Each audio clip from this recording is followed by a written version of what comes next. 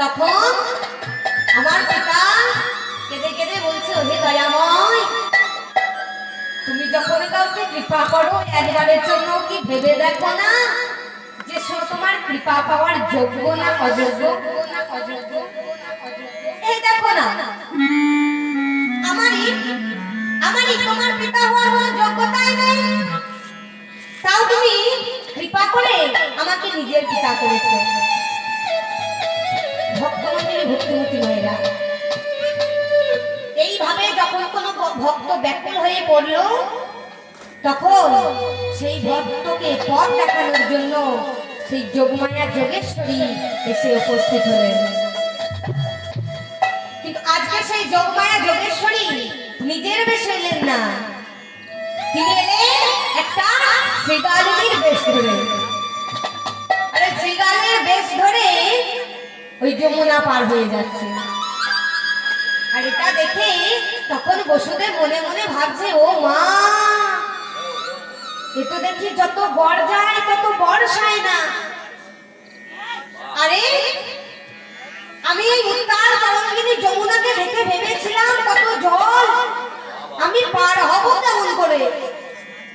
আরে এখন তো দেখছি কি শ্রীগাল পার হয়ে যায়, তাহলে আমি কেন পারবো না? আমিও পারবো। এই বলেই বসুদেব এবার যমুনায় নেমে পড়েছে। আর যমুনায় যখন নেমেছে, চারিদিকে বজ্র বিদ্যুৎ বৃষ্টিপাত হচ্ছে, কোথাও কিছু দেখতে পাচ্ছে না।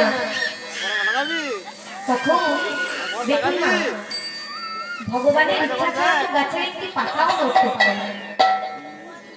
তো সেই ভগবান যে যাচ্ছে কোথায় না, তার মাতা পিতার কাছে। আজকে নন্দালয়ে যাচ্ছে। তখন গোবিন্দ আমার মনে মনে চিন্তা করছে, তাই তো, আমি তো যাচ্ছি এখন নন্দালয়ে।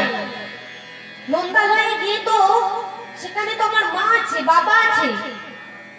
আরে আমার তো তুমি স্নানই করা হয়নি, তাহলে আমি গিয়ে আমার মায়ের কোলে উঠবো কেমন করে?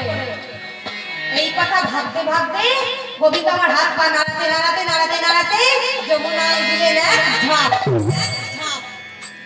আর যখনই ঝাঁপ দিয়েছে, ওই যমুনা তো যেসে নদী নয়, বৃন্দাবনে যেমন রাধারানীর প্রেম প্রতিদ্বন্দ্বী ছিলেন চন্দ্রাবলী, ঠিক তেমন গোলকধামে চন্দ্রাবলীর প্রেম প্রতিদ্বন্দ্বী হচ্ছে ওই বিরজা। ওই বিরজা কোনো না কোনো অভিশাপে, রাধারানীর কোনো অভিশাপে এই যমুনার উপর প্রবাহিত হচ্ছে। তো যখন সে